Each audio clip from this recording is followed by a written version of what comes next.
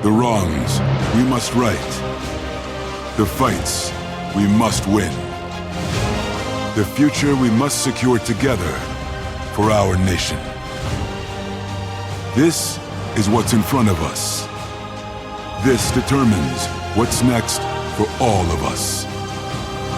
We are Marines. We were made for this.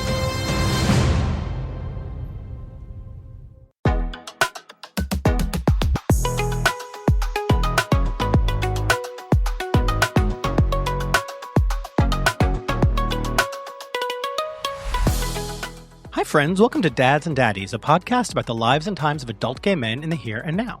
I'm Brian Ruben Sowers, the dad. And I am Judson Morrow, the daddy. Hi, Judson. Brian, what's up? You know, I've seen you many times over the past week. Lucky me. Lucky me. But this is the first time recording together in over 2 weeks. Welcome back. Hey, listeners. We have much to catch up on. So much. You went to Arkansas. I did, the natural state. Tell us about it. So my husband and I celebrated 10 years married. We've been together for 15. Congratulations. Thank you so much. I just love this man with my whole heart. And it was just so sweet to be able to, I'd been wanting to go to this particular part of Arkansas for probably a decade. And the fact that he was such a good sport about it was great. He often tells me that his good time is not my responsibility, but he loved it. Oh, great. And I can tell and you know this about him, I can tell when my husband is into something versus not into something. Like me, your husband has no poker face. Yeah. I don't think he's incorrect in that the way that he sees the world, it's like, 10% of stuff he's really, really into. Yeah. 10% of stuff really annoys the shit out of him or makes him very angry. Yeah. And the rest of it is just kind of like, meh. So when he's really into stuff, like I just know because he expresses it in a certain way. Right. So we flew into Northwest Arkansas Regional Airport, which is in between Fayetteville and Bentonville. Okay. Bentonville is famously the home of Walmart. Mm-hmm. And it is, it's a fascinating town. It's really pretty. The geography and the topography are beautiful, but it's a little... It's definitely like a blue dot in a red state. Okay. It's a little like Stepford-y. Okay.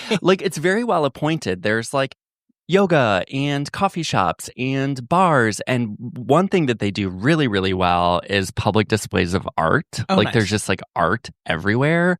But this town feels like it just sprung up in the last 3 months. It did not. Yeah, I know. It's just brand new. And I think Walmart has just pumped a ton of money into making this town a place that people want to live. Yeah. So Bentonville was not the reason for going. However, we wanted to see Crystal Bridges Museum of American Art. Folks, I am a museum goer, much like the way that I read. I don't know how to talk that articulately about art. But it's just such a beautiful and interesting museum, and the art is incredible. It's there because Alice Walton, the heiress to the Walmart fortune, looked around and thought, okay, well, these folks can't go to art, so I'm going to bring art here. Yeah. And spent $500 million building this museum. It's also expanding. It's about to become 1.5 times its original size. Wow. It's just gorgeous, and the art is incredible. Wow. Yeah. So Bentonville, you have to, if you go to that part of the country, you have to fly into Bentonville. Right. But the real reason for the trip is that I have been wanting to see Eureka Springs for a long time. Okay. Which is another blue dot. It's this gay village. It's amazing to me that a town of only 2,300 people has not one, but 2 gay bars. The town where I grew up is probably 250,000 and only has 2 or 3 gay bars. Right. And this little village has a gay bar and then also a drag bar. Amazing. Yeah, it just, again, like the geography, the topography is really cool. Eureka Springs is very hilly, so no matter where you're walking, like there's something to look at up and something to look at down. Food was delicious. People were cool. And it's so funny. I was completely ignorant to this town. Have you researched it? Well, I haven't, but you mentioned a couple episodes ago that you were on your way, and we've heard from so many listeners who were so excited you were going and wanted to give you recommendations. And it was so funny to me because I was completely ignorant to it. Now I really want to go. It pulls largely from the surrounding area. Like you get a lot of people. We met really sweet guys from Tulsa, from Kansas City, Missouri, from other parts of like Eastern Texas. Yeah. And the thing that it does have, even though it doesn't have the critical mass of other gay destinations, let's say ones that we've talked about before, like Fire Island, Provincetown, Puerto Vallarta, is it does have the gay vacation mentality in that, like, you'll just be at a shop or getting coffee or getting food, and other gay dudes are just like, hey, what's up? Where are you visiting from? So we actually met a bunch of guys who were on a bus trip from Minneapolis in the morning when we were like out getting coffee and then hung out with them that night, which is what I love about gay vacation destinations, right? It's just like, That's even amazing. if you have a plan, it can kind of unfold. So 2 thumbs up, Northwest Arkansas. It was just a really, really sweet trip. I tried for the first time mountain biking, and I don't feel like it's for me. It's really hard. Like if you're a listener and you're a mountain biker, like good on you, man. Like this is some tough stuff. Like it was great exercise, but I got to a point, the best thing I can relate it to is like skiing. I didn't grow up skiing. I've been skiing probably like a dozen times, but every time I go, I'm like very out of practice. Yeah. So I just got to a point on these trails where I was just falling over and I'm like, I need to quit. Yeah. Like I'm starting a new job tomorrow. Right. Like let's not go in with like a busted ankle or a sprained wrist. Although my wrist is kind of flimsy to begin with. Thank you for asking. It was a really lovely time. Amazing. On the subject of art, I do have an art recommendation for those in the New York City area. Oh, please. Toby found this on TikTok. There is a show right now at a gallery called the Levy Gorvey Diane Gallery on the Upper East Side. It is free. It is called Downtown Uptown New York in the 80s.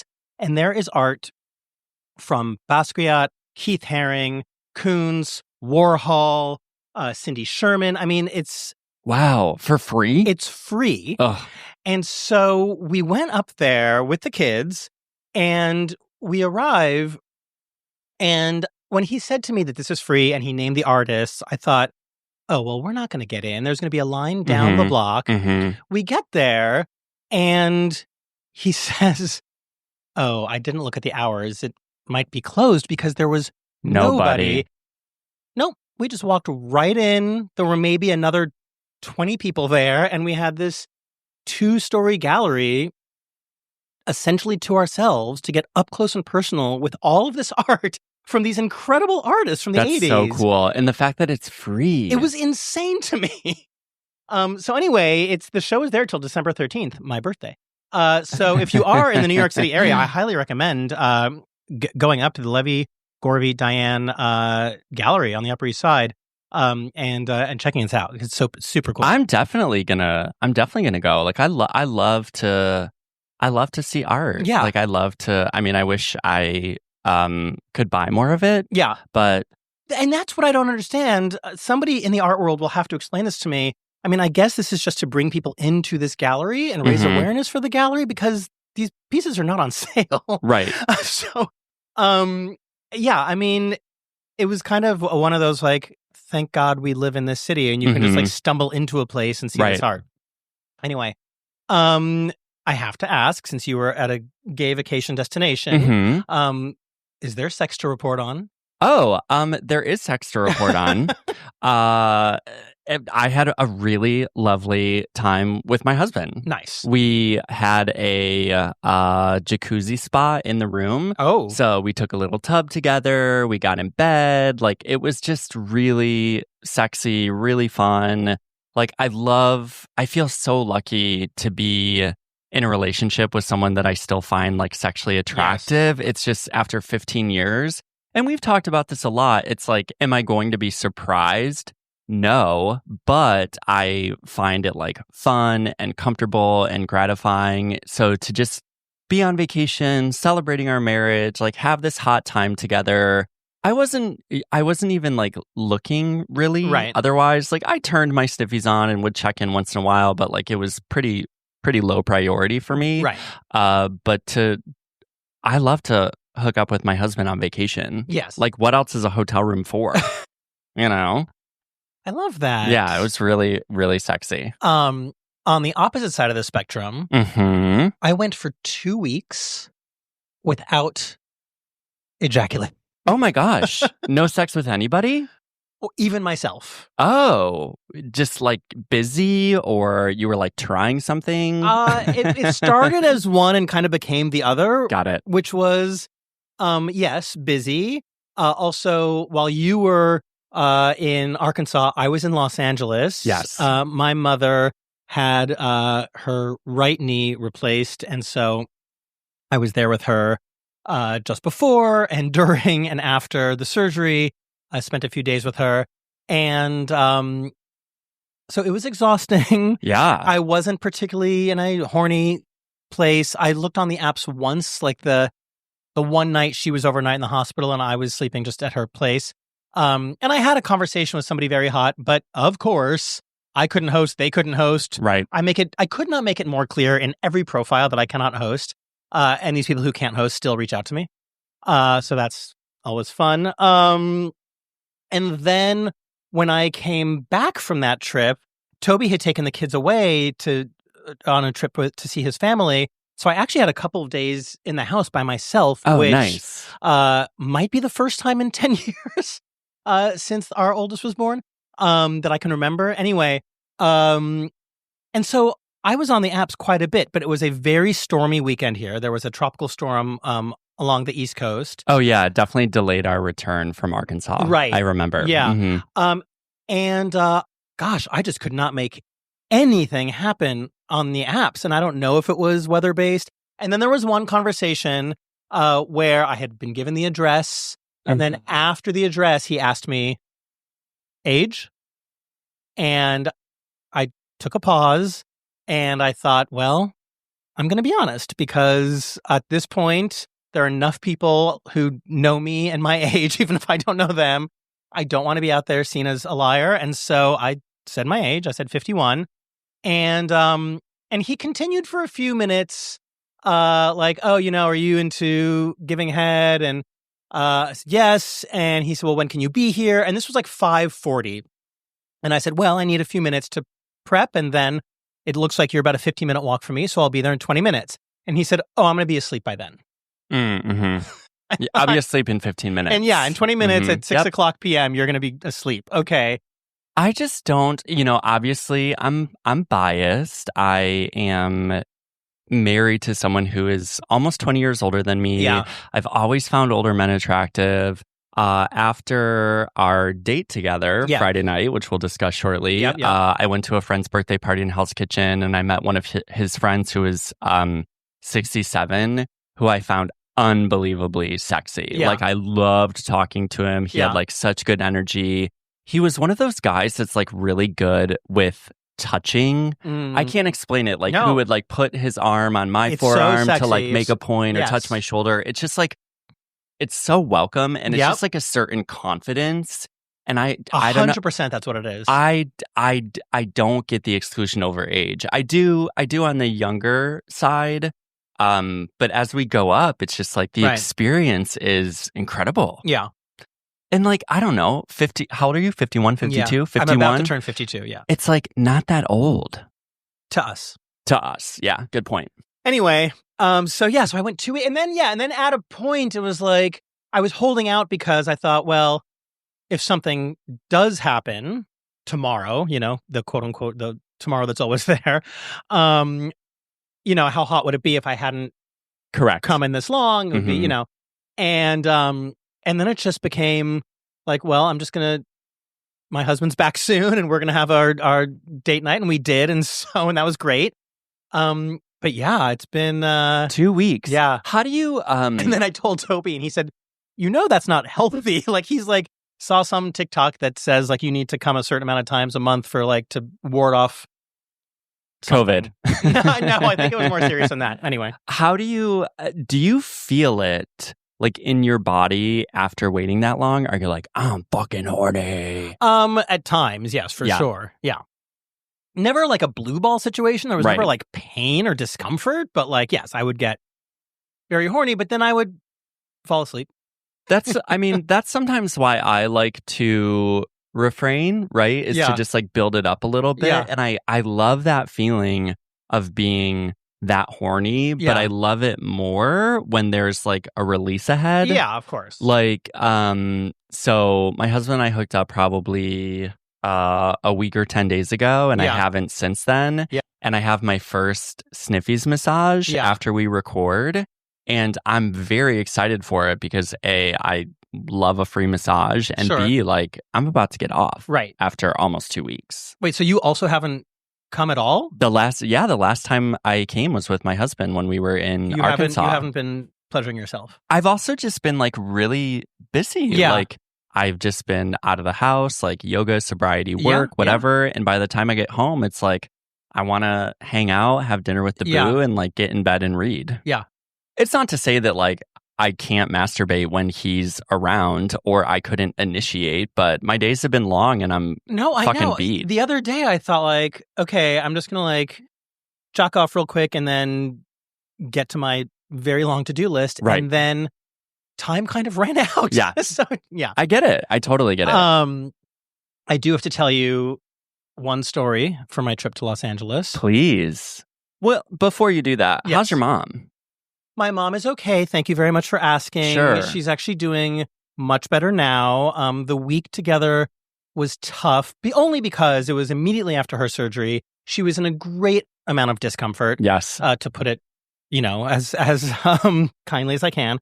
And it was very hard to engage with her. She didn't really even want to have much conversation. She didn't really want to smile or like, she wasn't feeling having a good attitude. Yeah. So it was, I've been there with my dad. Yeah. It was just, it was rough. We did, there were certain TV shows that I got permission from my family to watch with my mom. And so we did a little bit of that. But even during the day, like I was working still from there, and she, it's not like she was reading or watching TV. She didn't have much attention span. She was in a real discomfort. And after you have a knee replaced, there's a significant amount of exercise you have to do to make sure it heals properly. And that's very painful. She has this like exercise bike that is, on loan or whatever from the hospital or whoever. But it is plugged into the system. Like it will like call her during her exercise sessions, and somebody live will like talk to her. Oh, wow. And like her like prescription is in the machine. And like she got a text the first day saying, you haven't used the machine yet. And if you don't, we're not going to cover it. Like, like it was like Big Brother in the house in this bicycle. And it's very painful. But now I've been speaking to her every single day. That's one thing this process has done for us, is it's gotten me back to a daily phone call. And she sounds, if you didn't know, you wouldn't know. She sounds herself. She's working very hard. She's very clearly proud of herself with the PT that she's been doing and all the exercise. So yeah, she's on the mend. Thank Great. Yeah, of course. That is, we are at the age where we become the parents. Yes, it's true. So I've not told you this because I wanted to tell you this for the first time on the podcast. So a few episodes ago, I was talking about how powerless I feel, how much I want to be able to help and contribute. And I found this post from Chase Strangio, who is a trans rights expert, very prominent at the ACLU, and about this 9 steps that or 9 things that cis people could do to support the trans like community. A call to action. Yes. And I read that, and I said that episode that I really want to get Chase on the podcast, and I've been trying to find ways to reach out. And so I had this flight to LA, and it was, 5+ hours of me time where I could get a lot of work done. So I made a to-do list for myself, and contacting Chase Strangio was on that list. And so I'm boarding the plane, and, the woman checking boarding passes, when she scans your boarding pass, she would say hello to the person by name. And so the person in front of me, she says, "Hi, Chase, welcome aboard." And I look down at the scanner, and it says Chase Strangio.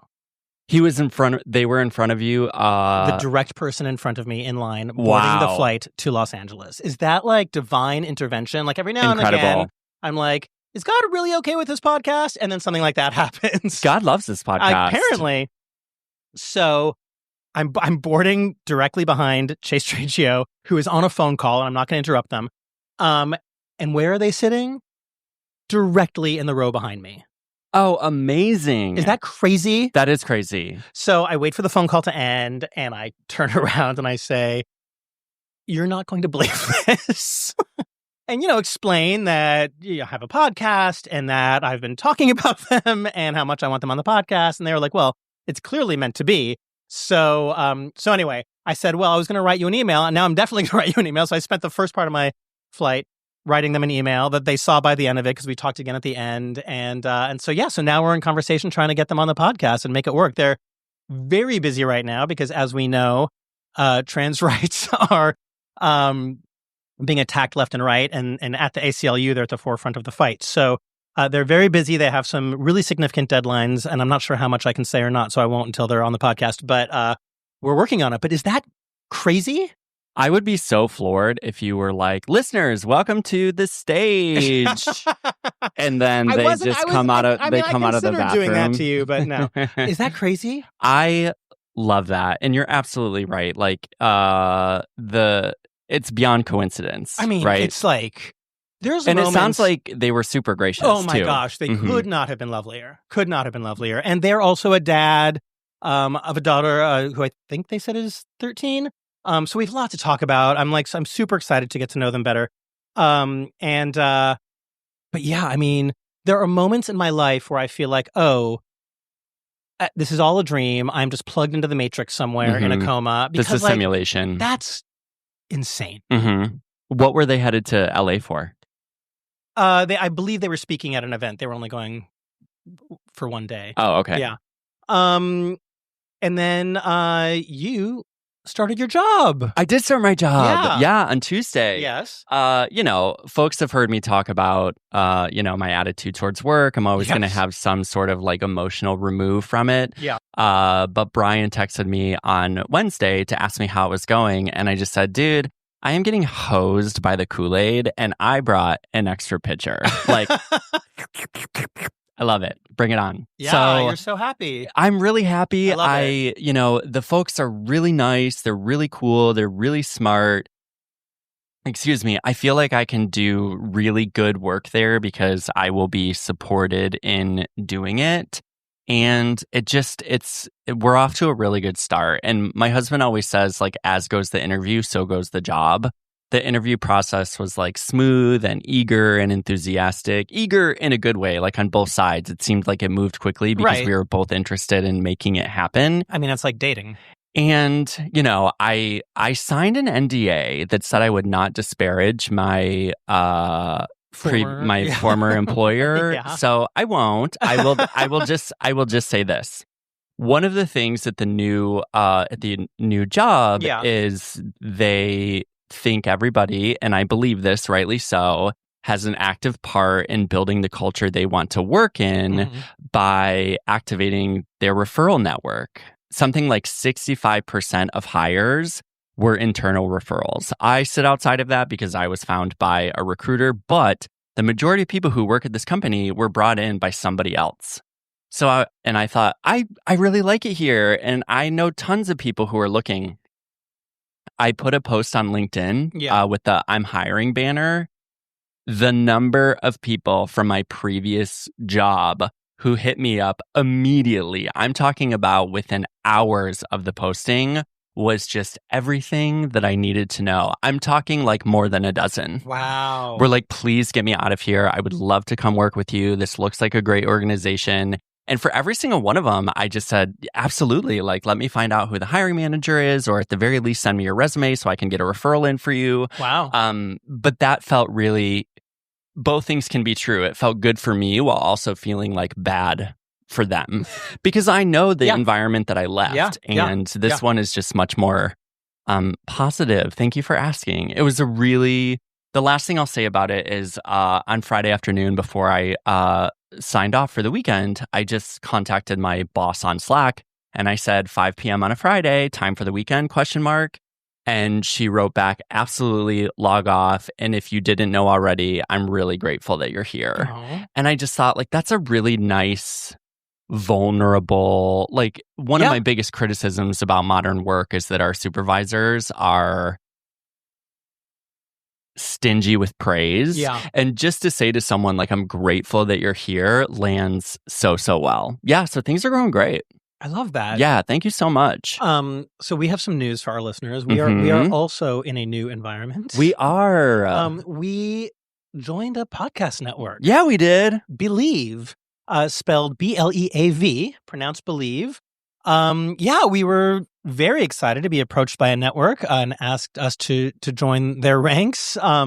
This is a podcast network that started in the sports arena and have... so we're a natural fit. They have lots of podcasts hosted by professional athletes or former pros, but now they're branching out. And we actually are in very good company. They have other queer podcasts. They have a podcast that goes by TAGS, which is an acronym for Talk About Gay Sex, so clearly a kindred spirit. They have a podcast, the Queer Collective podcast, but they also have a number of like Bravo podcasts, which is up my alley. They even have a number of Disneyland and Disney World podcasts. So, so we're in good company. We're very excited to be part of the Believe family. We don't 100% know what that means yet, but we think it's a good. We'll find out, and you'll find out too. Be. I want to say the conversations with them were so great. And to their credit, we asked, like, hey, can we please speak to some other podcasters who fall within the same sort of like spiritual alignment, deshaming sex? And they were very gracious about introducing us to other podcasters, which I thought, okay, even the fact that you're open to do the introduction is a good sign because it feels like transparent and positive, like you've got nothing to hide. I think all of the conversations have been great, and we're like making friends with these other podcasters on the network. So we're going to do what all podcasts do, and that is the crossovers. Yeah, I hope so. I feel like we should take a breath. So let's take a quick break and we'll come back for our hookup of the week. That sounds great. Yeah. This podcast is sponsored by Talkspace. You know when you're really stressed or not feeling so great about your life or about yourself? Talking to someone who understands can really help. But who is that person? How do you find them? Where do you even start? Talkspace. Talkspace makes it easy to get the support you need. With Talkspace, you can go online, answer a few questions about your preferences, and be matched with a therapist. And because you'll meet your therapist online, you don't have to take time off work or arrange childcare. You'll meet on your schedule, wherever you feel most at ease. If you're depressed, stressed, struggling with a relationship, or if you want some counseling for you and your partner, or just need a little extra one-on-one support, Talkspace is here for you. Plus, Talkspace works with most major insurers, and most insured members have a $0 copay. No insurance? No problem. Now get $80 off of your first month with promo code SPACE80 when you go to Talkspace.com. Match with a licensed therapist today at Talkspace.com. Save $80 with code SPACE80 at Talkspace.com.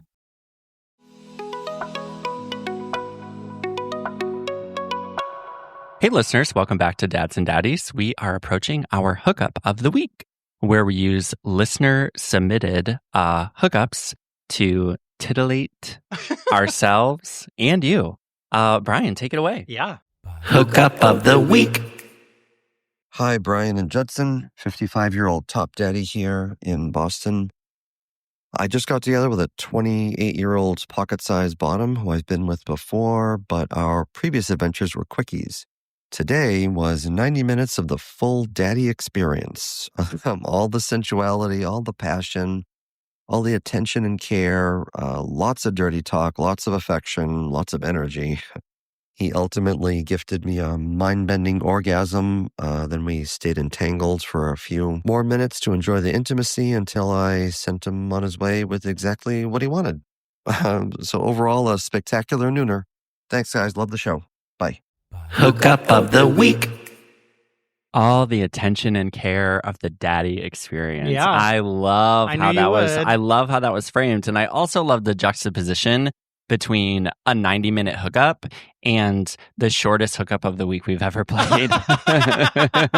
Like it doesn't need that much detail, right? Like he captured it all. It sounds incredible. Yes. And I love a nooner. Oh, I can't wait till I have a good enough hang at my job that I can start having sex in the middle of the day again. Yeah. No, it sounded beautiful. And I also love that repeats can get better and better. Truly. You know?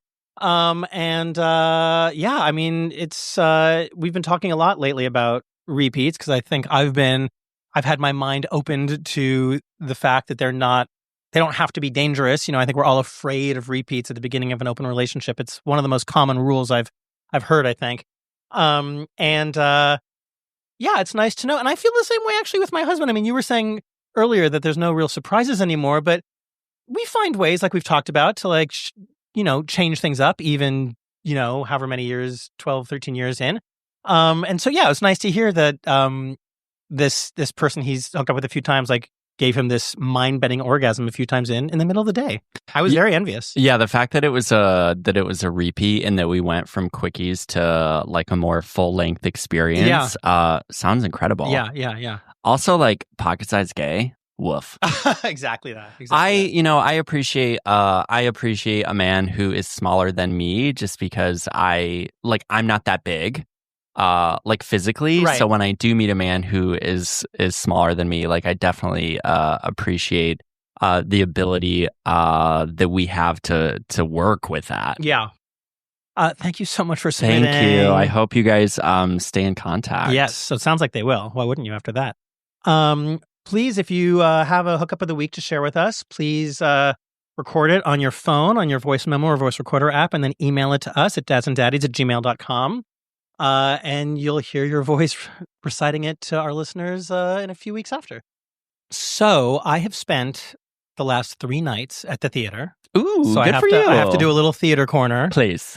I'm going to do them out of order because I want to save the one I saw on Friday night with you for last, so Great. we can go deep into that. First, on Thursday night, Toby and I were invited to the opening night performance of Ragtime on Broadway. We were invited because our very dear friend, Lear de Bessonet, is the director of the show. And she was also she was the director of the recent Into the Woods revival, the recent Once Upon a Mattress revival. She was nominated for a Tony for Into the Woods. It is such a gorgeous and important production. I really do recommend, if you are in or around or coming to New York, that you do get tickets to see Ragtime. It's really beautiful. Ragtime, if you're not aware, takes place at the turn of the 20th century. It takes place from 1902 to 1916, and it follows 3 distinct groups, and it's very clear at the start that they're distinct groups, but of course, over the course of the show, they intermingle. One are a family of very affluent white folk. Mm-hmm. One is a group of, or specifically a father and daughter who are Jewish immigrants from Latvia, and then the Black community. And it is a show with stunning music. I mean, it's really such a gorgeous Broadway score. This is the second Broadway revival, but I have seen every Broadway production of Ragtime. The first one started on Broadway in the end of 1997, and that was the one with Audra McDonald was in that. She won her 3rd Tony Award for that. Anyway, it's about racism. It's about sexism. It's about treatment of immigrants in this country. It is, but at the same time, it is just beautiful and hopeful, and just super meaningful. And Lear de Bessonet, the director who I'm talking about, is so incredibly talented. And she really does these like scaled down productions because what her real talent is, in my mind, is casting and then bringing out incredible performances from these actors.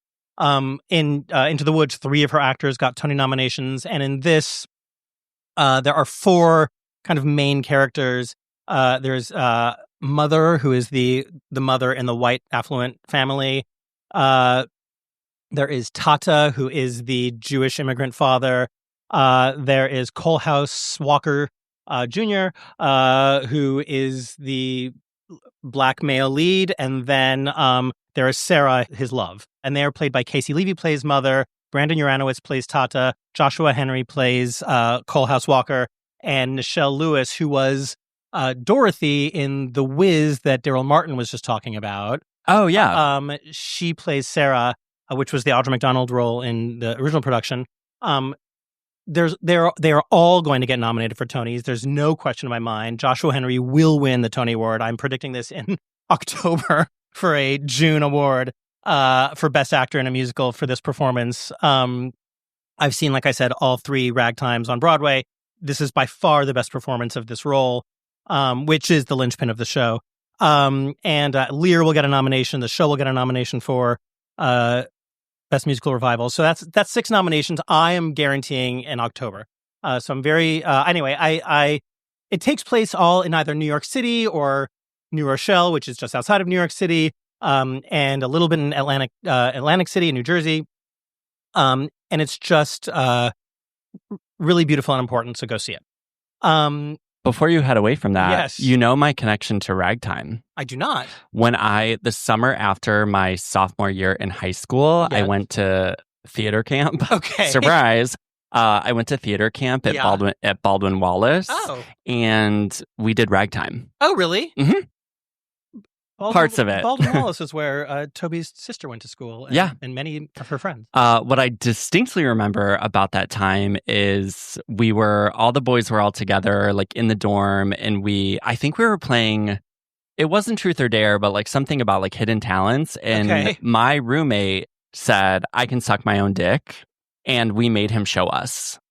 And did he? Yes, he did. Oh, my God. Yeah. Imagine being like 16 years old and meting a boy who can suck his own dick. My high school crush claimed he could do it, but I never saw him do it. I wish I had. I'm envious.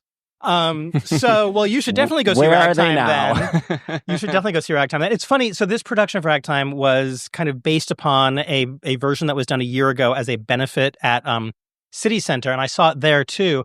And it was done over 2 weekends, the weekend before and after the election. And I saw it the weekend before the election, and it just felt super hopeful. And then we have very close friends who saw it the weekend after the election, and it was just so depressing. Oh, God. But now, a year out, it's back to being hopeful, and I highly recommend it. Okay, so I also, just last night, Toby and I went to go see The Least Problematic Woman in the World, which is Dylan Mulvaney's one-person show. Dylan Mulvaney being a trans actress and, social media star who kind of rose to prominence doing a daily vlog chronicling her transition, and then entered into some controversy when Bud Light brought her on as a spokesperson, or at least she did some promos for Bud Light, and they got a lot of backlash for it, and it really affected them financially, and so then they backpedaled. So anyway, that may be how you know Dylan's name. And so this is a show chronicling her life from literally birth until now. And it is so fun and so charming. And, there's a lot of laugh out loud moments. It's really super smart. She wrote it. There's musical numbers because she's a musical theater performer. She's so talented, and you can't help but fall in love with her. And it's really also just like important again. But what I'm heartbroken about, we're recording this right now on October 19th, and today is the closing day. So by the time this airs, you can't see it. But I'm going to get to that in a second. But anyway, it was fabulous, and I just love seeing her story and how she tells it, because again, it was very creative and intelligent and fun. But then, of course, between the two, we had a night out, Judson and me and a bunch of our listeners. On Friday night, we went to go see Heaux Church at Ars Nova, starring today's guest, Brandon Kyle Goodman. So fucking good. Yeah. It's so good. Yeah. So we're calling today's episode Brian and Judson Hookup with Brandon Kyle Goodman. Judson, unfortunately, could not be there for the interview itself. So the interview you're about to hear was recorded just 2 days ago, and it was just me and Brandon. But we're still calling it this because you did get to hook up with well, not hook up in the not yet biblical sense, but you got to hang with Brandon. So tell the listeners your experience of Friday night. Magnetic. Yeah. Brandon has just such a magnetic energy. Yeah. It's incredible. You feel it during the show. I definitely felt it when we had the opportunity to hang out at the after show cocktail party. The thing that I love so much about the show, and I told them this, is the source material is so expansive, but addressed in such a way that is really engaging and interesting and complete. Brandon brings in scripture, famous quotes, famous authors, famous times and places, and it all just kind of flows really well. I often use the word intellectual like disparagingly because I feel like if something is overly intellectual, it's like trying too hard and, just like being complicated for the sake of being complicated. I want to use it as a term for praise. Yeah. This is like an intellectual piece, and it's really fun. It's really engaging. I am always turned off when theater, if I ever see a post and a production is immersive, I'm like, oh God, here we go. It's not that this production is immersive, but it is interactive in a way that just like I've really, really includes every single person in the audience and welcomes them in. Don't worry, it's not as though you have to get on stage. No. Like this is Brandon's show. They definitely address the audience, but I mean, you do just get to sit in your seat and laugh and clap along. And there's also lessons were learned. Lessons were learned. And I described it too as like, it's a big hug. Like you feel so embraced Held. and loved. Brandon is such a loving person. And it just emanates from them. So, fortunately, when you're listening to this, this episode is coming out on October 28th. You still have 8 chances to see this show. This show plays Wednesdays through Saturdays at 7:30 at Ars Nova, and so it's still playing this week and next week. It runs through November 8th. And who knows? By the time this airs, maybe we'll have even extended. I'm not sure, but it's and it was also fabulous to have our party and meet so many listeners after the show. So many folks came out. We loved meeting each and every one of you, for real. Thank you so much. Thank you so much. There are just people who said, I didn't know about this were it not for the show. Yeah. And this is why I came. It was really gratifying. And that's cool for people who are like theater goers and non-theater goers alike. It's so fun for us to be able to engage with people who listen and for them to do new and different things because we advertised it. And I will say, I think universally, it's kind of impossible not to fall in love with this show. So, I mean, everybody loved the show. There are a lot of surprising elements about the show that I think people were really tickled by. And so I really, really, really do recommend you go see Heaux Church at Ars Nova. On that note, there's been so much great queer theater this summer and fall that are these solo shows and limited engagements. We had Josh Sharp on, and who we both saw in Tada. We both saw Morgan Basquiat in Can I Be Frank? Obviously, Brandon in Heaux Church, and I just saw Dylan Mulvaney in The Least Problematic Woman in the World. And all of these shows deserve bigger audiences.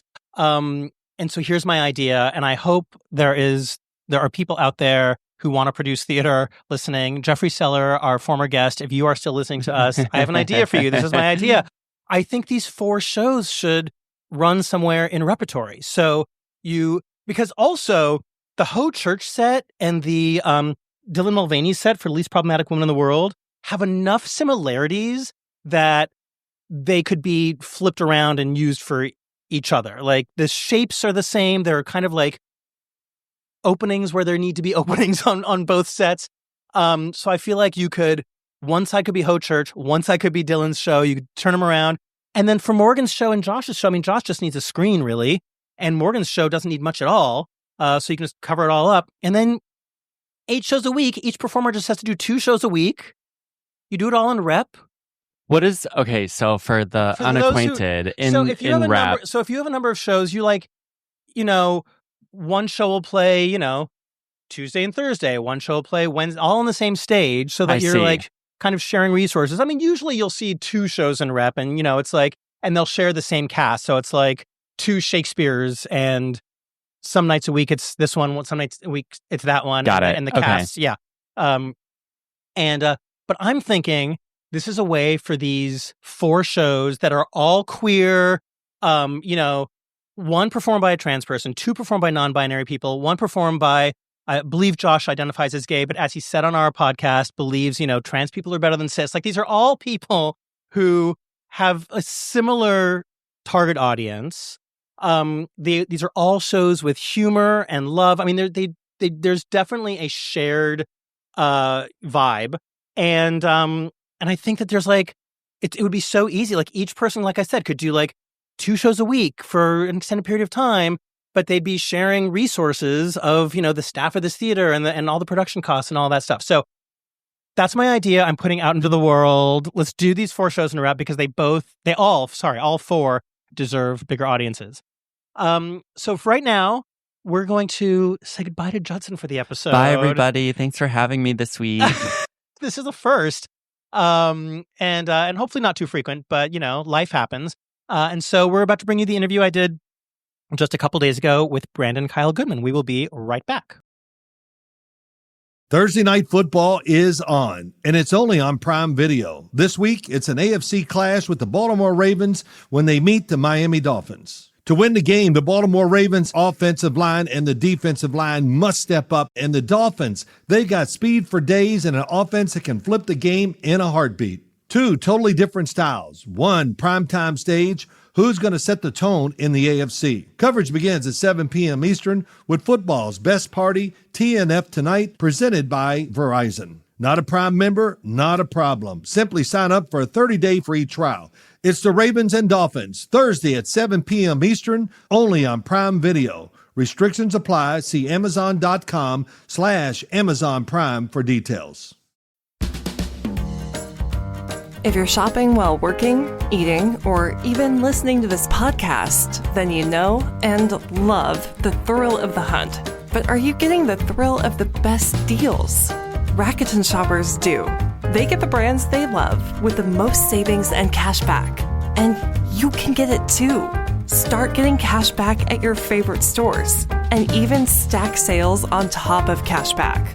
It's easy to use, and you get your cash back through PayPal or check. The idea is simple. Stores pay Rakuten for sending them shoppers, and Rakuten shares the money with you as cash back. Download the free Rakuten app and never miss a deal. Or go to Rakuten.com to start getting the most bang for your buck. That's Rakuten.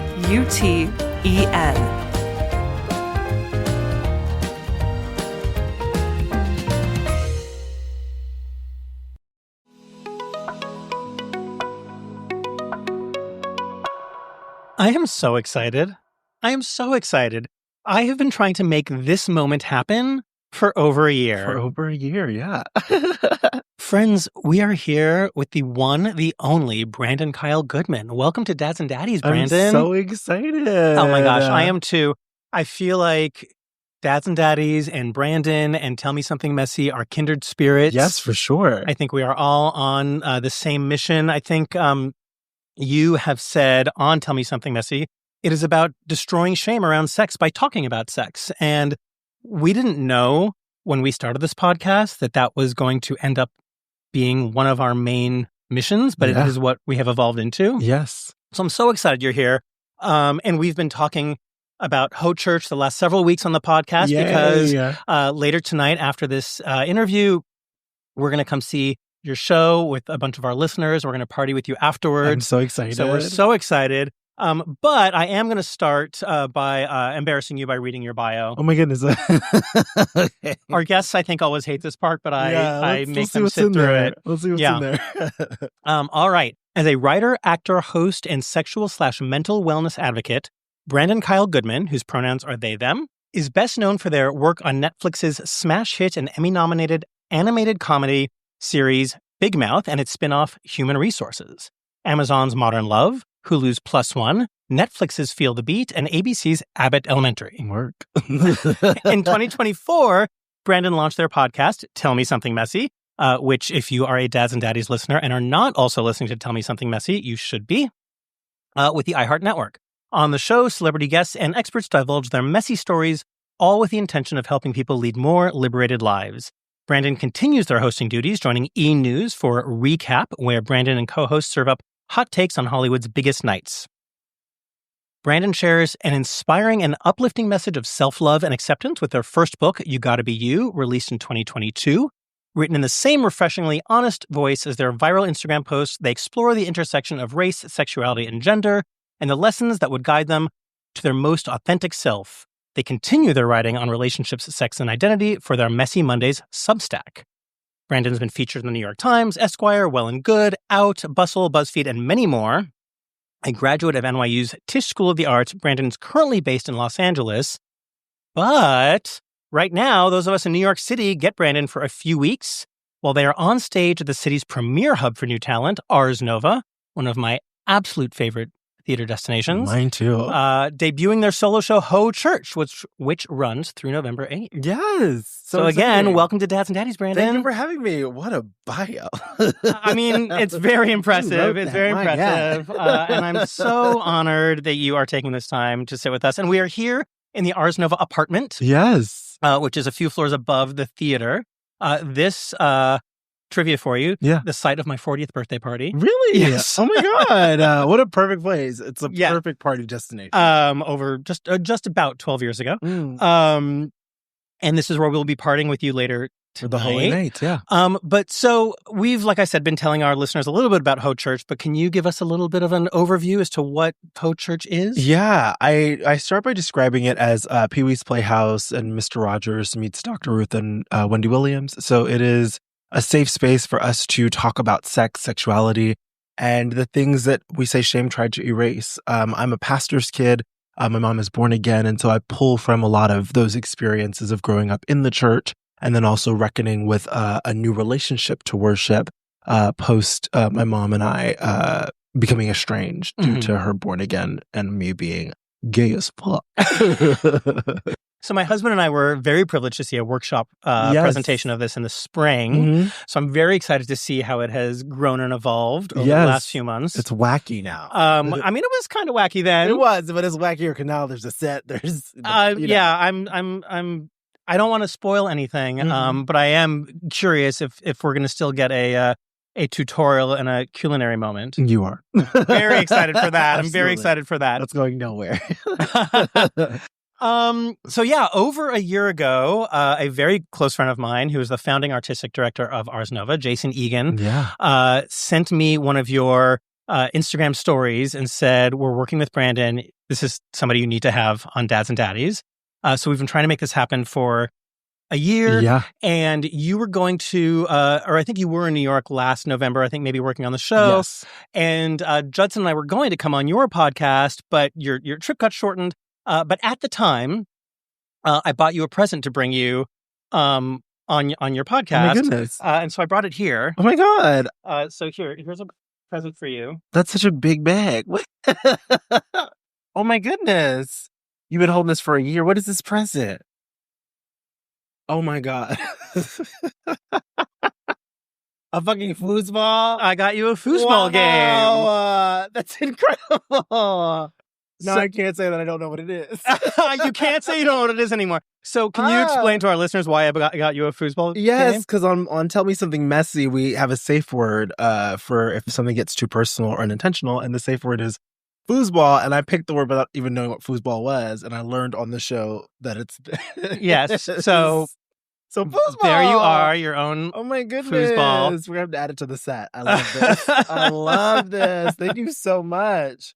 Wow. So yeah, I mean, like, as I said, I really feel like Tell Me Something Messy and Dads and Daddies are very kindred.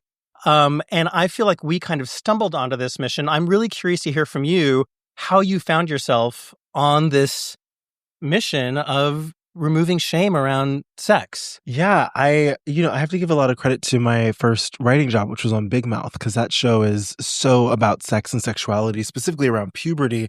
Yeah. But in order for us to tell those stories, which were really funny and really raunchy, we as writers have to, dig deep into our own personal experiences. So I found that, when you're going 5 days a week, working from like 10 to 6, just talking about sex and sexuality and without any judgment, it starts to change you. Yeah. And in so many ways starts to heal you because you're offering these really personal stories to the room and everyone is holding it and working with it and using it to, tell these stories. And then at the same time, 2020 happened, obviously the pandemic and COVID. And I found myself on the internet talking about race and intersectionality and queerness and all that stuff. But it was getting really heavy. And around like August of that year, there was like the allyship fatigue became coined, which was really annoying to me. And I just like wanted to like tell dick jokes again. That's what I love to do. Yep. And so I got all my stories and I said, tell me something good or tell me something messy. Just like on one Monday, and people were at home. They were stuck at home. They were horny as hell. Yeah. So it was just them telling me all of their horny fantasies and me kind of responding with either advice or excitement but just like with no judgment. And then that just kind of snowballed. And I realized in doing that, it helped me on my own journey. Mm-hmm. Absolutely. Because it was like, oh, if people are doing that, oh, what if I do this? And like, so I was trying things and sharing things. People were sharing things with me. And it just sort of kind of built this, what I call a community of people just like sharing in sex positivity. And then I wanted to take, stories are, they go away in 24 hours. So it was like, how do I take this work that we're doing in this like disappearing space and make it more solid, make it more real, for lack of a better word.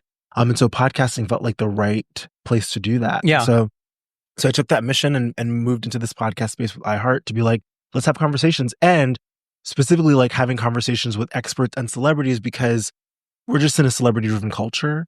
And so people feel less alone when they see that a celebrity they love enjoys something. And so that was part of it. It's like, I want to talk to my friends. I want to talk to people that I know, but also talking to celebrities and being like, let's normalize this. Yeah, absolutely. And let's use celebrity power to normalize conversations around relationship, sex, and identity. Yeah. I mean, I have started to say on the podcast that I really believe that if we could remove shame around sex, this world would be in a very different place. Absolutely. And all of these horrible men making decisions for us, if they hadn't been shamed all their lives about and around sex, we wouldn't be where we are right now. Yeah, when you see so much violence, a lot of times you can't not tie that back to repression. Yeah. And some kind of shame and repression. And if you don't know how to talk about that, articulate that, release that, then you do some really fucked up shit. And so I think, like, as you said, if we were a culture that talked about it, we'd probably see a very different way of governing, a very different way of leadership, whether it's at the highest level of the government or in your workplace. You know, like you would see your leaders would be very different if they had access to that language. Mm-hmm. I'm really trying. So my older daughter is about to turn 10. So, right on puberty's right around the corner. There. Yeah. And already lots of questions are being asked. And, really trying to answer them as plainly and honestly and without shame as possible.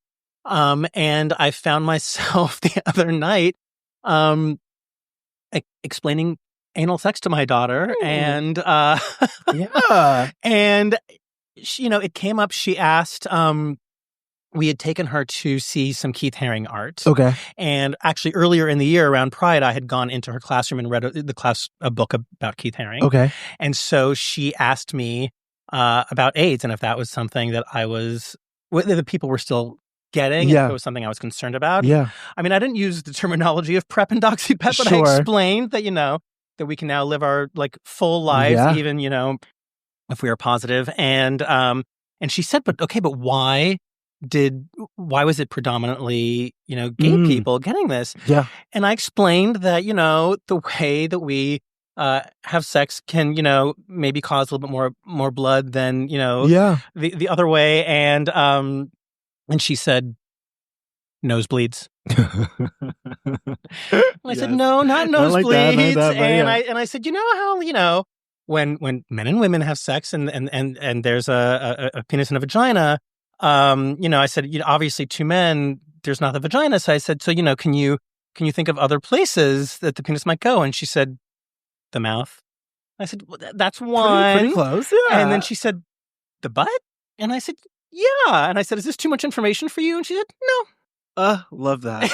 Love that. Yeah, that's awesome. So, yes, normalizing these conversations so that they grow up with. Well, it's so funny. I was saying to somebody, like, there's so many conversations when you are a gay parent that you envision having to have at some point. Yeah.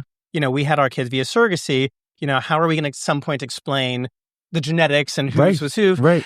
And then it just kind of like happens. They ask a question and it's not a sit down moment. Yeah. And I also for years have been thinking like at some point she's going to figure out what her dads are doing behind closed doors. Yeah. And now it just kind of happened in this really casual way without it being a thing. I don't have kids, but I in working with kids, it feels like when you hold them tenderly or you are afraid, then they become afraid. Yeah. Oh, they pick up on all the energy. Yeah. But like if you are confident in it or comfortable in it, then they get to be comfortable in it. And I think that's so important that whatever the conversation is, it's being held without our own sexual disgust or shame, but it's happening like this is normal. Yeah, exactly. Yeah. So speaking of communication, yes.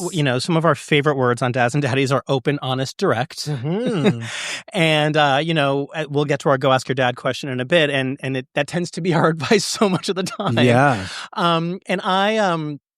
So I've said it many times, but Tell Me Something Messy is just a fabulous podcast. I love the conversations that you have there. Yeah. And one of my favorite episodes that I just went back and re-listened to in preparation for talking to you today is your conversation with your husband. Yes, with my baby. And what I found so fascinating, so we talk on Dads and Daddies all the time about Judson's and my open relationships.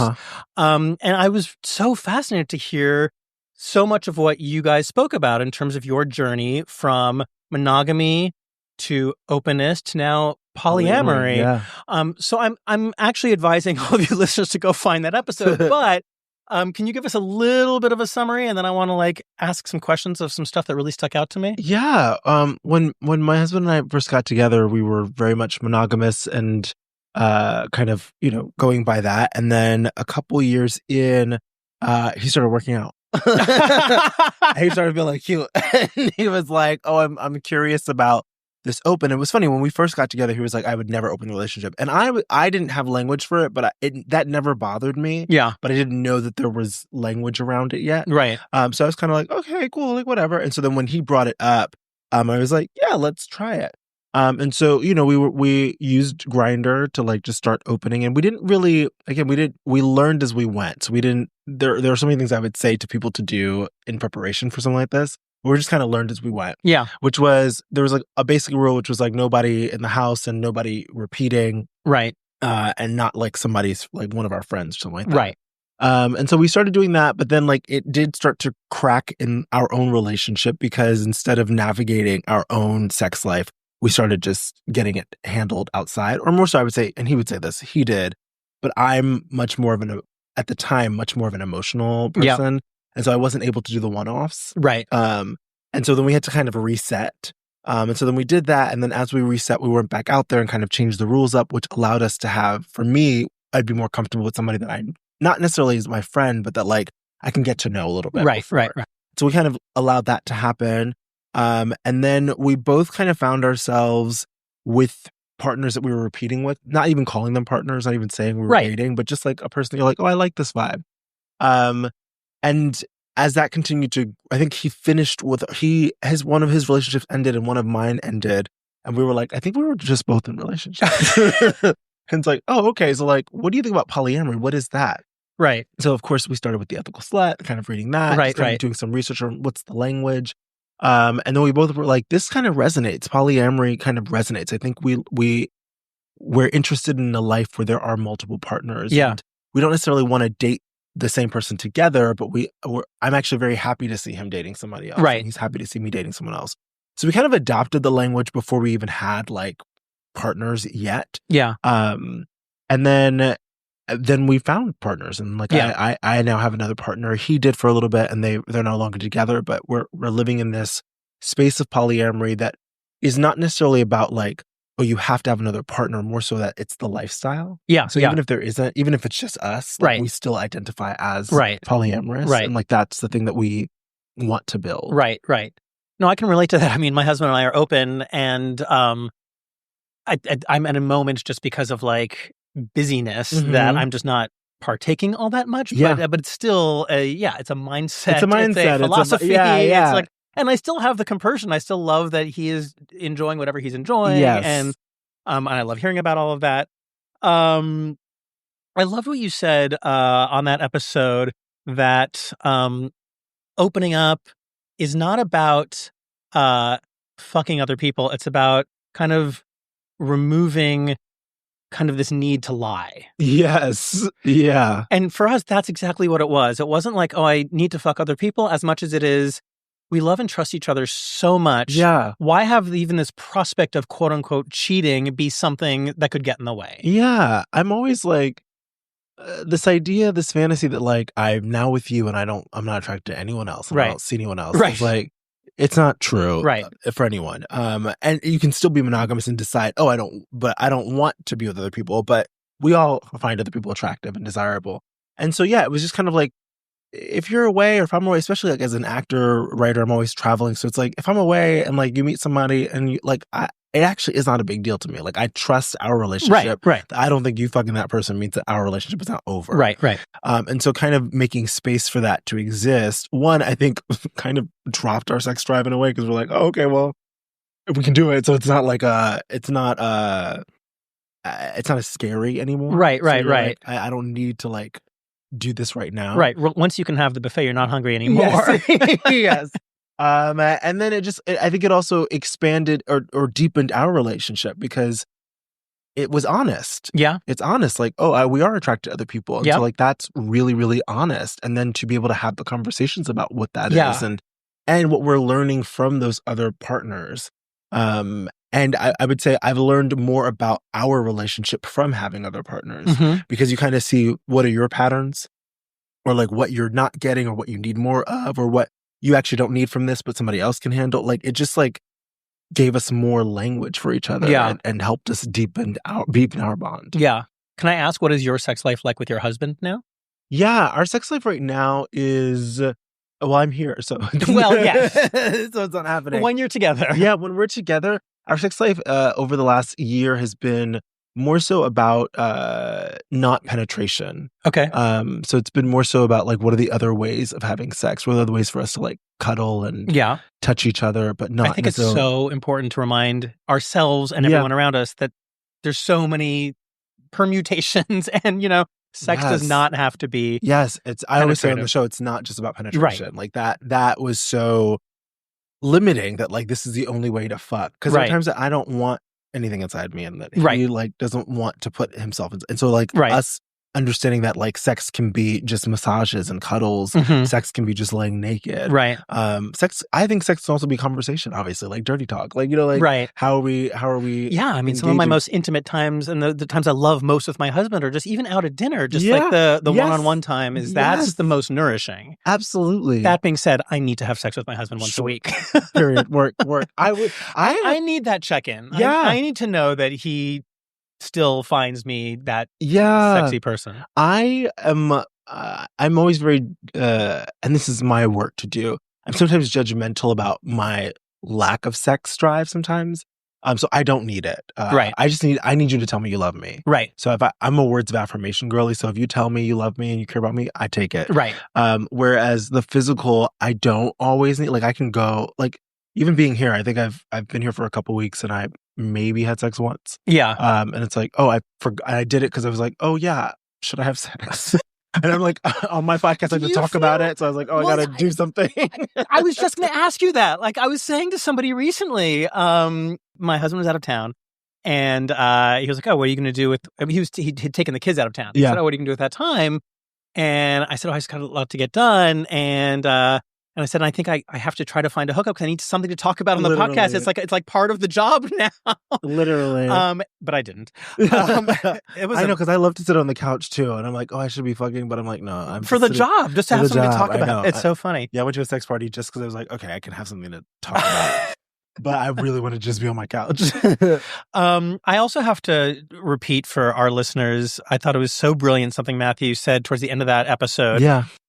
He said opening up is dismantling your internalized heteronormativity, which I had never really thought of it like that. We get, our listeners who listen to our full episodes are really supportive and we get incredible responses from them.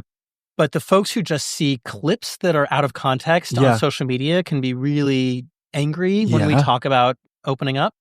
And I realized that this is exactly what it's about, is this resistance to this, like, he said it's about interrogating rules we were taught about how a trusting, loving relationship works. Yes. And that it takes time to realize there are other ways to love and to trust. And that we're all dealing with this. Like we're told for years and years in every kind of way that there is a specific way that a relationship works. That's your Barbie and Ken. That, like literally from your youth, you're told like it's Barbie and Ken, and like that's kind of the vibes. And it does. I think the reason that, because I get some of those angry messages or comments, and I think it's because you're seeing freedom, and you're like, how are you doing that? That doesn't make sense, and so people want to attack it, and it's like, no, babe, like. No one is saying that you can't have monogamy. Right. No one is saying monogamy is bad. Right. Like, that's great.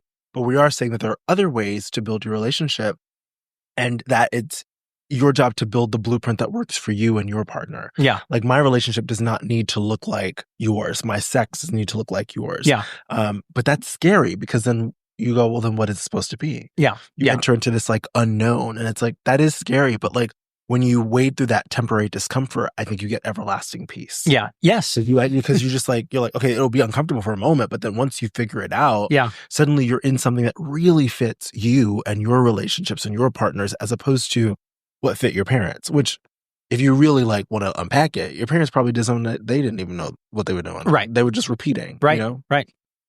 Yeah. So cool. So I still really want to, I want to invite myself back on your podcast at some point because I really want. Yes, please. While I'm here, I really want to do a loop breaker. Yeah. Oh my God. Every time I'm listening, I'm loop breaker playing along. Yes. Brandon always plays a guest with a game with their guests. Smash or pass, lick or ick, would you rather, marry F kill. Yes. So I'm excited for that at some point. And I want to congratulate you on your second season. Thank you. You're now also video. Now we're a video pod. It's very exciting. And there's bonus content. Yeah. Listeners can readers can also join you on Substack. Yes. There's this whole thing. There's so much. And every episode you recite your Heaux manifesto. Yeah. Is that something you have memorized? Oh, yeah. Oh, God, yes. At this point, yeah. Do you want it? Do you mind? Oh, not at all. Grant me the serenity to unpack my shame, the courage to heal, the wisdom to know that sex is not about penetration, the audacity to advocate for my pleasure and my boundaries, the strength to not call my ex that fuck boy, fuck girl, or fuck they.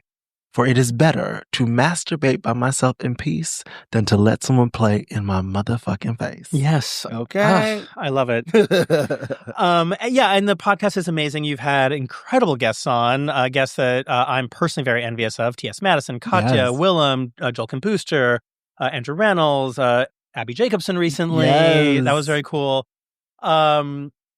So on this podcast, we ask our guests a question. Mm-hmm. Brandon, what is your daddy issue? You know what my daddy issue is? I was thinking about this. It's a lack of kindness, especially inside of our communities. Like, which I understand what it is. It's hurt. We're hurt and we're not talking about it, and so we're hurting other people. But that's my biggest daddy. I'm like trying to figure that out. That there is, I'll say specifically inside of the queer community, there seems to be a value in being mean to each other. Now, listen, I love a little good shade. You know what I'm saying? Sure. Funny.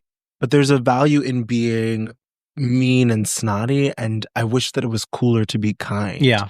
And that's what I'm trying to figure that piece out. And the Heaux Church is exploring that too. But it's like, what is it to be compassionate with other people? What is it to not understand or maybe not even be into what they're into or desire them, but still can be compassionate, can still be kind? Like going to some of these parties and these gay parties, and if people don't look the way that you think they're supposed to look, then suddenly they're invisible, like shit like that. And I see it, and I'm like, what? Like, it's just a weird, or, you know, somebody saying hello to you, suddenly you're like, it's like, they're just saying hello. They're not trying to fuck you. Like, you can say hello back. But I mean, I think what you said, it comes from hurt. Yeah. I mean, we just talk about, you know, sex party etiquette and the fact that, if you're not being approached, or if you feel like you're getting a certain look, that's because of the way that person is feeling themselves. That they're stressed themselves. They're stressed. They're insecure. They're and I mean, I talk very openly. You know, I try to on this podcast show warts and all, and I have admitted that it does not come naturally to me to just give compliments, but I know that comes from a place of insecurity. You know, thank God my husband, the second he sees me every morning, tells me how good I look. That's it's a natural for him. And I've been trying to train myself to beat him to it, but for me, it's always like, you too. Yeah. But I know that it comes from like, I'm very uncomfortable getting complimented. And, you know, so I think part of what you're talking about is how do we also make people feel better about themselves so they can give that love. Yes. And I think that is the piece of Heaux Church, is like, we're talking about releasing shame. And so people carry a lot of shame. And so it shrinks them and it tightens them up. Yes. As opposed to when you start to release it, then you can kind of move through the world and like be like, that thing actually has nothing to do with me. Like, I don't need to, the way that you're showing up has nothing to do with me. Like, I don't have to take that on. I can just be a light and show up and be kind and be a safe space. I would love for people to be safe spaces for themselves and for others. Mm-hmm. Yeah. So Heaux Church is here through November 8th. Yeah. Are there hopes and dreams for a life beyond Ars Nova? Yeah, there is. We don't know what that dream specifically is. I think we're like, let's see what it's a wild show that does a lot of different things in the course of 90 minutes. And so it's unclear like where it should live ultimately.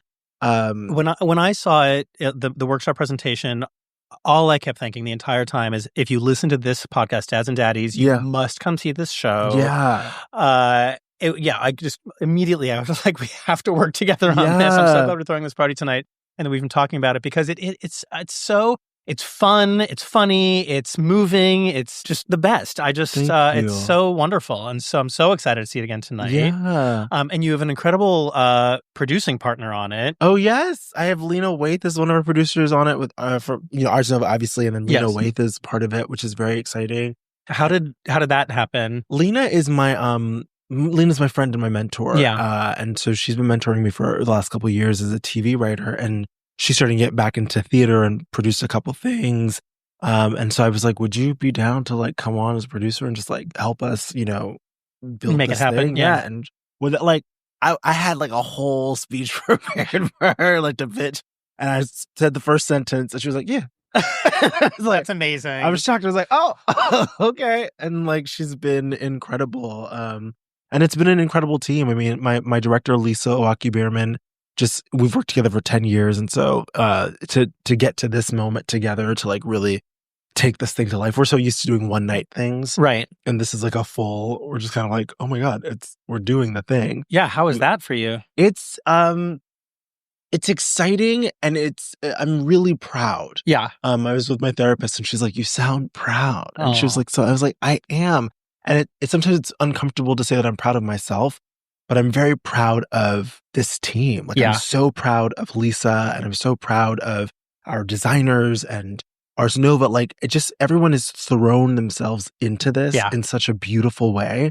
And I think what we've created is something really beautiful and exciting. And I hope is transformative for whoever needs it. Feels, it's what I needed. growing up. I needed this piece. I needed to know that I was okay, that it was okay to be myself. And if you need a tutorial as to how to best Yes. eat ass. Yeah, I give that too. It is Heaux Church. So like we have the range. We're going to talk about the vulnerable things, and we're also going, which eating ass is vulnerable. So we're going to talk about all the things. Yeah. I was surprised. I just re-listened to your episode with your husband, and you had a I forget if it was anyway. It was, would you give up giving head for the rest of your life, or eating ass? And you both gave up eating ass, and I was surprised. Yeah, I love sucking dick. Well, yes. Yeah, but I love eating ass. It's really I feel like you're known for your love of eating ass. Well, I was first known, the reason like Messy Mondays took off was because I gave a dick sucking tutorial, the BKGY, the Brandon Kyle Goodman yawn. I didn't name that. Okay. The home unity did. Okay. And they put it on Urban Dictionary. So that's how I started. And then I was like, we're talking about dick a lot, and my ass is getting eaten really terribly. So I gotta teach lessons. I gotta teach lessons. Yeah. So we talked early on that it'd be fun to give a kissing workshop. Yes. People need, and not in a shady way, but when you think about it, like, no one really teaches you. Like, no one says, this is how you eat ass. It's like, this is how you make out. You're like doing it with your partners or with your friends or whatever, and you're just kind of fumbling, but you're not necessarily getting feedback or critique. And then if it's not good, no one's telling you. So yeah, like, those classes are important. Yes. And I love a good makeout session. Honestly, that to me is sex. Yes. Like that is sex to me. Like, yes, I love penetration and whatnot, but no. But if the makeout is terrible, I don't want to. Well, no. No. I'm so sorry. All right. So we're going to take a break, and we're going to come back with our Go Ask Your Dad. Gorge. But before we do, can you just tell our listeners how they can find you? Yeah. There's so many ways to find you. The easiest is the website, BrandonKyleGoodman.com. Yeah. You can find me on Instagram at Brandon Kyle Goodman. You can find the podcast, Tell Me Something Messy, and I'm on Substack, which is BrandonKyleGoodman.substack.com. If you just like Google my name a little bit. Yeah, you'll find it. You'll find it. And if you are in New York City or can get here or want a reason to fly to New York City through November 8th, arsnovanyc.com. That's where you can get tickets for Heaux Church. I really can't speak highly enough of it. I hope I have throughout the last 40 minutes. You. And we'll take a quick break, and we'll come back and do a Go Ask Your Dad. Gorgeous.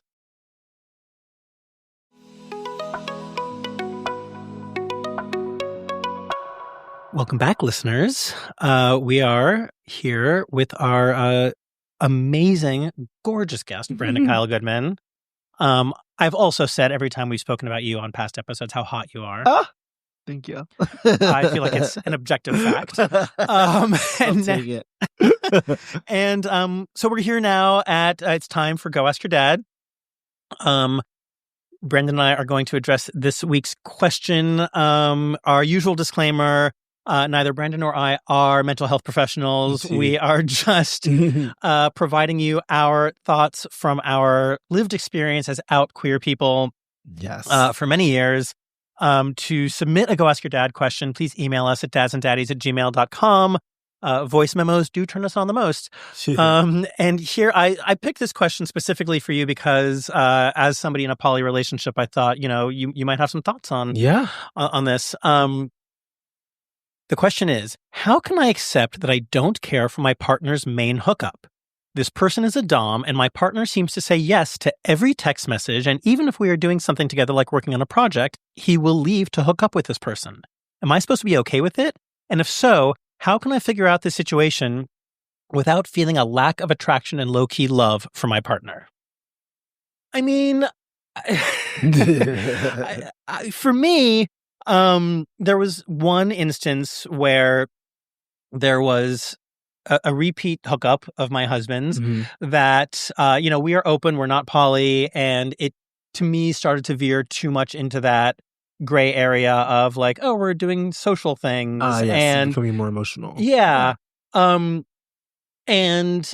it just didn't sit right with me. And I very plainly said that to my husband, and my husband very quickly said, okay, well, then I'll stop seeing that person. I mean, it was I'm not sure that that's always the right solution. Sure. But it was easy enough for him, and it was very clear that I'm, the primary, that taking care of my heart is the primary need there. So yeah, I mean, for us, it really was just a very simple, open, honest, direct conversation about it. I think everything comes back down to communication. I mean, to say, am I supposed to be okay with it? No, I don't think you have to be okay with anything. Your feelings are your feelings.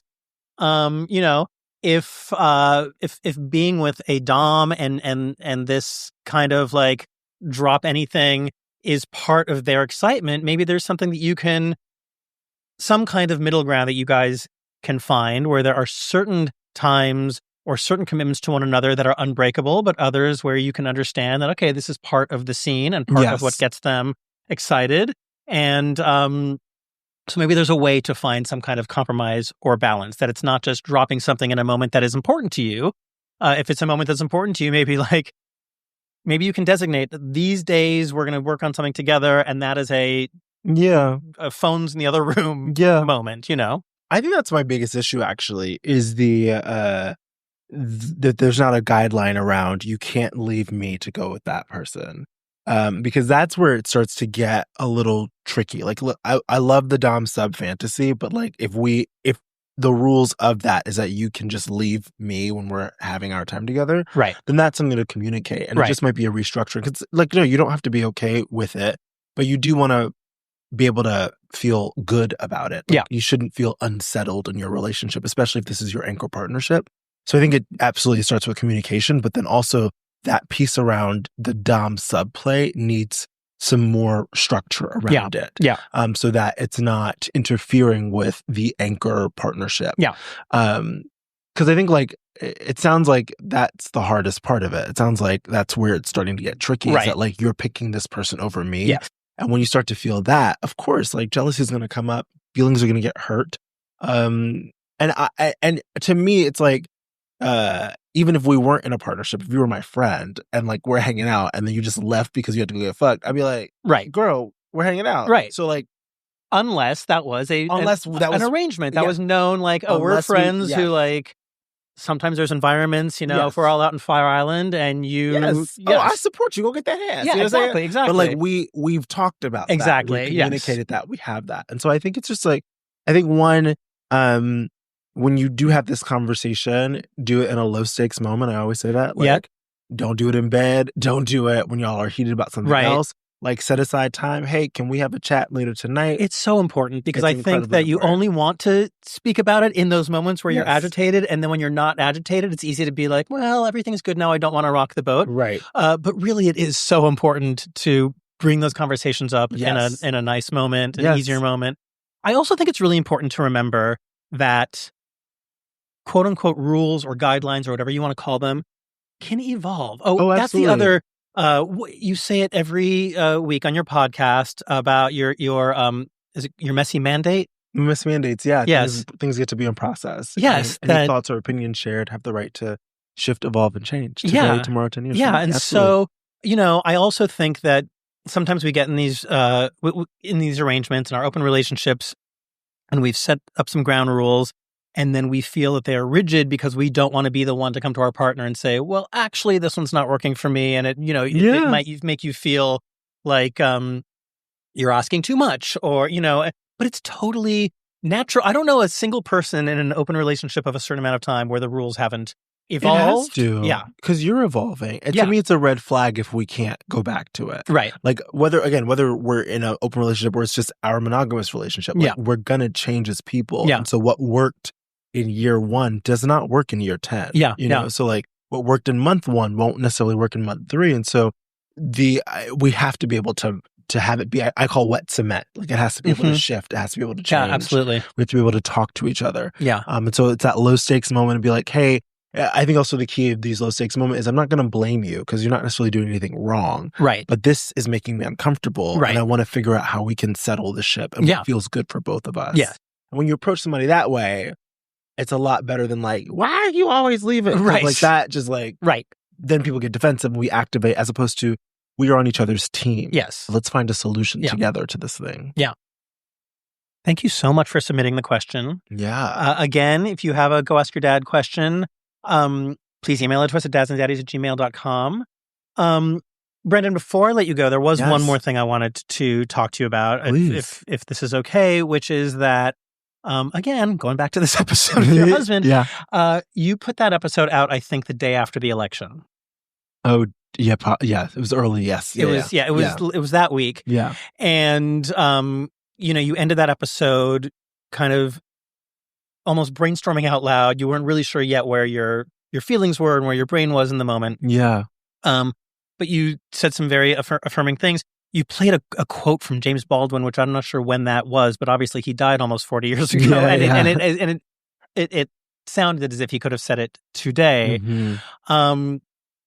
But you had some very affirming words, and certainly for me, feeling that just doing this podcast is a political act, that listening to this podcast, being part of this community, having these conversations is so important. Yeah. But I'm wondering, a year in, where are you? How are you feeling?